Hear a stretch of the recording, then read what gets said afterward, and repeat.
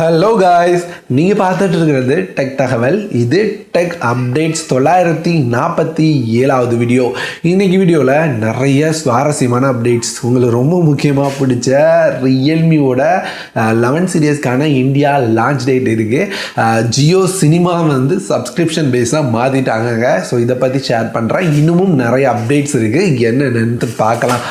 Video start பண்ணுறதுக்கு முன்னாடி நாளைக்கு ஞாயிற்றுக்கிழமை. ஸோ உங்களோட கொஸ்டின் எதுவாக இருந்தாலும் கமெண்ட்டில் கேளுங்க. போன டைம் வீடியோ பண்ணல, ஏன்னா கொஸ்டின் வந்து கம்மியாக தான் வந்திருந்தது. கமெண்ட்லேயே ரீப்ளை பண்ணிட்டேன், எல்லாருக்கும் போதும் அப்படின்னு நினச்சேன். ஸோ அதனால தான் வீடியோ பண்ணல.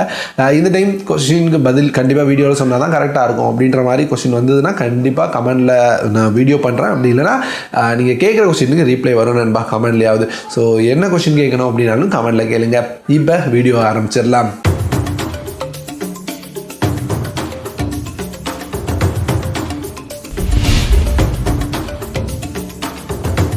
First update, Jio Cinema premium subscription பேக்ஸை கொண்டு வந்திருக்காங்க. இதை 999 ரூபாய் அப்படின்னு கொண்டு வந்திருக்காங்க. ஜியோ எப்பவும் மாதிரி தான் நல்ல ஆஃபரோட தான் இந்த சப்ஸ்கிரிப்ஷன் பிளான்ஸையுமே அனௌன்ஸ் பண்ணியிருக்காங்க. அப்படி என்ன ஆஃபர் இருக்குது அப்படின்னு கேட்டிங்கன்னா, இது 1000 ரூபாய் பேக் இருந்தாலுமே உங்களால் ஒரு வருஷத்துக்கு யூஸ் பண்ண முடியும். ஸோ இந்த ஒரு வருஷத்துக்கு நீங்கள் 1000 ரூபாய் பேக் போட்டிங்க அப்படின்னா ஹெச்டி கண்டென்ட் தான் பார்க்க முடியும், ஃபுல் ஹெச்டி கண்டென்ட் தான் பார்க்க முடியும் அப்படின்ற மாதிரி இல்லாமல் இருக்கிறதுலே ஹை ரெசல்யூஷன் எதுவோ அதை பார்த்துக்கலாம். அது மட்டும் இல்லாமல் ஒரே நேரத்தில் 4 டிவைஸ் வரை கனெக்ட் பண்ணிக்கலாம். ஸோ அப்படி பார்த்தீங்கன்னா 4 பேர் சேர்ந்து ஒரு 250 போட்டிங்கன்னா ஒரு வருஷத்துக்கு உங்களுக்கு ஜியோ சினிமா ப்ரீமியமே யூஸ் பண்ணிக்க முடியும். ஸோ இந்த ஜியோ சினிமா ப்ரீமியமில் ஃபர்ஸ்ட் இவங்க கொண்டு வந்திருக்குது அப்படின்னு பார்த்தீங்கன்னா, ஒரு சில reality shows, Hollywood contents, movies இதெல்லாம் கொண்டு வந்திருக்கதா சொல்லியிருக்காங்க. சரியா சொல்லணும்னா இப்போ பெருசாக எதுவும் இல்லைனாலுமே சீக்கிரமாக அடுத்தடுத்து நிறைய அப்டேட் பண்ணுவாங்கங்க ஜியோவில். ஸோ பார்க்கலாம். அடுத்த அப்டேட் வாட்ஸ்அப்லேருந்து. ஸோ வாட்ஸ்அப்பில் ரொம்ப நாளாக நம்ம எதிர்பார்த்துட்டு இருக்க ஃபீச்சர் தெரியுமா, அந்த அனுப்புகிற மெசேஜை எடிட் பண்ணுறதுக்கு ஏதாவது ஆப்ஷன் இருக்காப்பா அப்படின்னு. ஸோ இப்போ அதை வாட்ஸ்அப் கொண்டு வந்திருக்காங்க.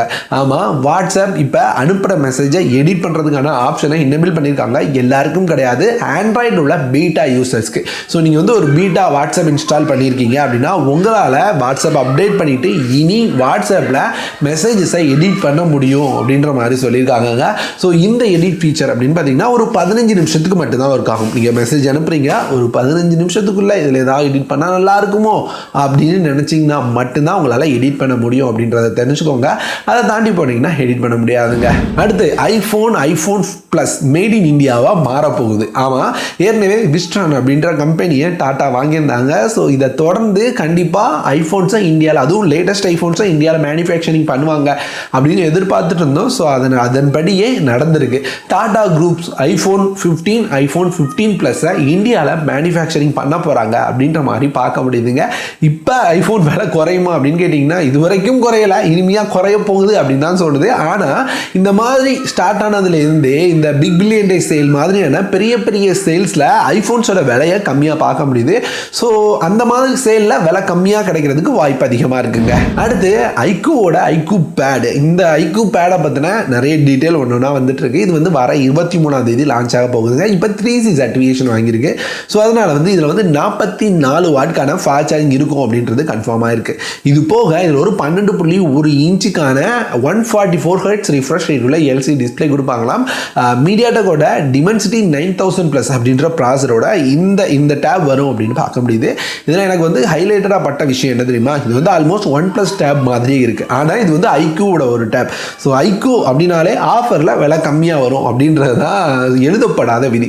ஸோ அதனால் வந்து iQoo டேப் இந்தியாவில் லான்ச் ஆச்சுன்னா, இப்போ சைனா லான்ச் ஆக போகுது. ஸோ இந்தியாவில் லான்ச் ஆச்சுன்னா கொஞ்ச காலத்திலே விலை கம்மியாக வாங்குறதுக்கான வாய்ப்புகள் அதிகமாக இருக்குங்க. அடுத்து சாம்சங்கோட சாம்சங் கேலக்ஸி S23 FE எப்போ லான்ச் ஆகும், என்ன ஸ்பெக்ஸில் இருக்கும் அப்படின்னு தெரிய வந்திருக்கு. லான்ச் அப்படின்னு கேட்டிங்கன்னா இப்போதைக்கு இல்லை, 2023 கடைசியில் இருக்கும் அப்படின்னு சொல்கிறாங்க. ஸ்பெக்ஸ் அப்படின்னு பார்க்கும்போது பெருசாக சொல்கிற அளவுக்கான எந்த வித சேஞ்சும் இல்லை S21க்கும் இதுக்கும். ஆமாம், இதுலேயும் 120 Hz AMOLED டிஸ்பிளே தான் இருக்கும் அப்படின்னு சொல்கிறாங்க. எக்ஸினோஸோட 2200 அப்படின்ற ப்ராசரோட 4500 mAh பேட்டரி, 25 வாட்கான fast charging, wireless charging, IP68 water and strength stereo ஸ்பீக்கர்ஸோட இருக்குன்னு சொல்கிறாங்க. கேமராவில் எதுவும் இம்ப்ரூவ்மெண்ட் எடுத்து வருவாங்களா அப்படின்ற டீட்டெயில் கிடைக்கல. ஆனால் இப்போதைக்கு பார்க்குறதுக்கு S21 FE இந்த மாதிரி இருந்தது, அதே மாதிரி தான் இந்த மொபைலும் இருக்கிற மாதிரி தெரியுது.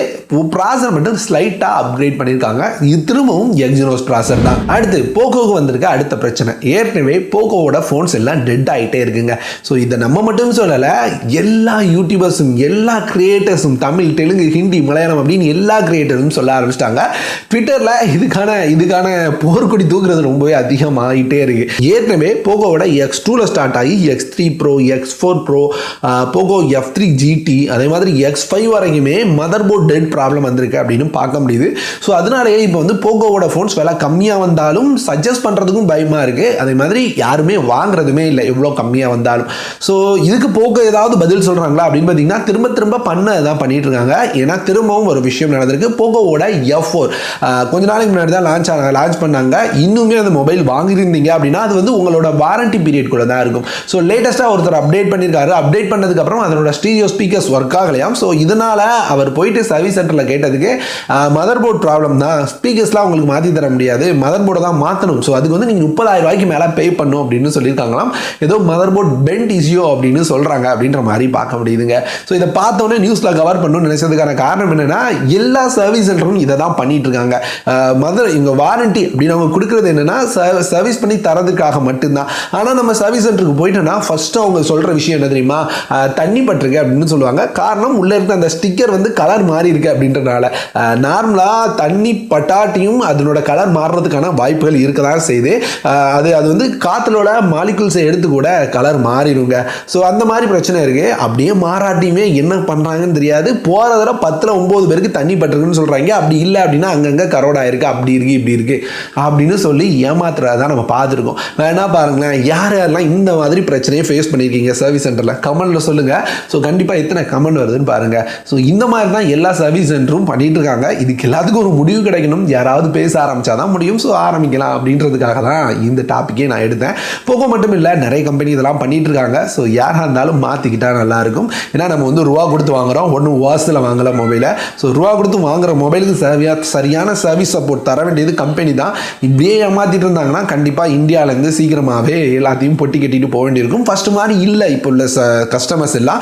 ஸோ ஒன்று நல்லா இல்லை அப்படின்னு தெரிஞ்சுன்னா திருப்ப அது பக்கம் போகிறதே கிடையாது. திரும்ப அந்த பழைய நேமை எட்டு வரதுன்றது முடியாத விஷயமா போயிடும்.